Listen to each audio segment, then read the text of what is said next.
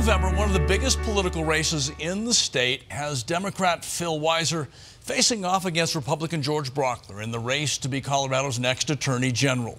Mr. Brauchler joined us on the program a few weeks back, and this weekend we are pleased to welcome Phil Weiser to our studios. Sir, welcome. It's great to be here. Important race for the state. Just off the top, what makes you different than George Brauchler? I've got a wide range of experience, Tony. I've worked in the federal Justice Department under 2 presidents, leading complex antitrust cases, consumer protection cases. I've clerked here in Colorado at the 10th Circuit Court of Appeals and at the U.S. Supreme Court for Justices Byron White and Justice Ruth Bader Ginsburg, and I've led CU Law as its dean. My combination of legal expertise, my leadership experience, and the values I'll bring to this office to be the lawyer for the people of Colorado will make me a great Attorney General for all the people of Colorado. When Mr. Brauchler was with us, he said one of the big differences was that you don't have the Colorado law and courtroom experience he has. Is that a big difference, and do you agree or disagree? I disagree, not surprisingly, and I see it a little differently. George has spent his career as a criminal prosecutor, which is less than 1/10 of what the Attorney General's office does. This office covers regulations and issues like water in healthcare. It covers protecting our civil rights and standing up for consumers. I've got experience in all those areas.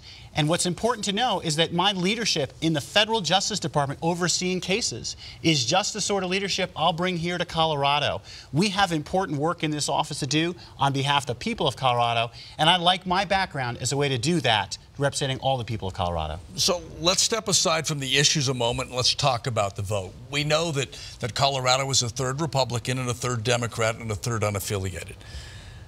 Generally speaking, the unaffiliated voters will decide this election. What are you doing to appeal to those that don't have an R or a D next to their name?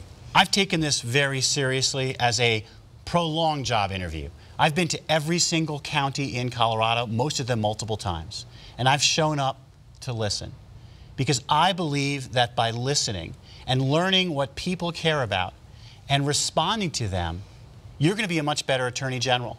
I'm doing this because I want to serve the people of Colorado. And so when I learn about the importance of protecting water rights, addressing the opioid epidemic, reforming our criminal justice system, I'm doing that on behalf of the people of Colorado. Check out my website, philforcolorado.com. You'll see stories of people I've talked to all across Colorado. And what I've found, Democrat, Republican, independents, people want an innovative leader to go to work for them. And you feel that that position will more appeal to independents than Mr. Brauchler? Absolutely. People want to know that you care about them, that you listen to them, and that their concerns are going to be your concerns, and you'll fight for that as Attorney General. I've been talking to people who say, you know, I'm an independent or I'm even a Republican, but I like you, Phil, because you took the time to listen. You care, and you're going to get things done that matter to me and my community. Excuse me there. Now let's talk about the Attorney General's office. How do you see it now, and how will it be different if Phil Weiser becomes our next Attorney General? Right now, Tony, it is too much on autopilot. If you have a leader at the top who's got more of a political agenda, and Cynthia Coffman was running to be governor, so it wasn't like she was focused on being Attorney General, and you don't look at issues with an innovative mindset, you're not going to get the quality results that I believe I will get.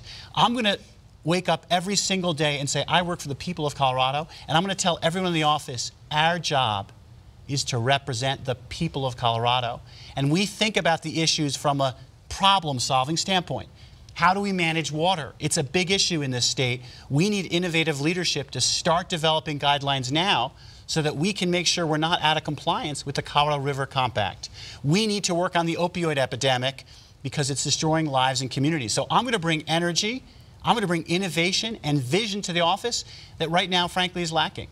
Talk a moment about the dollars that go into a race like this, and how important is it, and how do you think the dollars will help decide this? Is it all message? Is it dollars? Where do you guys line up on the financial side of raising money? I'm going to run a people-powered campaign. The way the money is going to work is a lot of it comes from dark money, out-of-state, undisclosed money through this Republican Attorney Generals Association. They've already put in over $1 million in this race. They'll put in well more than that. I'm going to have a people-powered campaign. We've got people, volunteers all across the state getting our message out.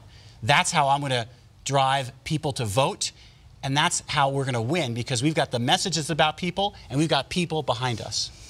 As an investigative reporter, we often hear from the people of the state about problems inside the system, government not watching, not being that watchdog. My colleague Ryan Luby has done a series of reports on doctors that haven't been licensed, and the Attorney General is essentially dropping the ball, only sending out letters. We've done reports on the ski industry, which the Attorney General's office sits on and helps with that kind of oversight. How do you see consumer issues changing if you win? Well, my background's in consumer protection, Tony. I've worked in the antitrust division, and I'm seeing a lot of issues where consumers are being taken advantage of. I'm going to stand up for all consumers in Colorado. Let me give you a few examples, including one you mentioned. The opioid epidemic, in part, is because pharmaceutical companies like Purdue Pharma lied to people, made a bunch of money. We're going to hold them accountable. We're going to win that lawsuit against them, get the money, and use it to support drug treatment across our state. Because right now we're putting people in jail, and it's not helping.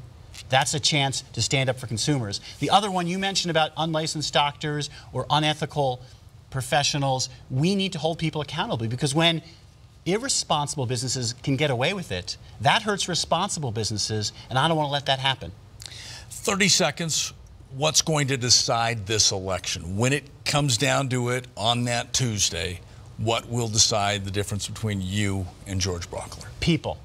Everyone here listening is a engaged citizen. They're getting informed. They can go to my website. I mentioned philforcolorado.com. Look at the issues. Look at George Brauchler's website, and then talk to people. Our democracy is not in great shape right now. There's a lot of distrust. I want people to become informed, and I want people to learn that I am an attorney who will be a lawyer for all the people of Colorado, defending them, protecting their rights. This is a very important job. There are 500 lawyers, 300 lawyers, 500 people. It can be there for the people of Colorado. That word gets out, I'm going to win this race.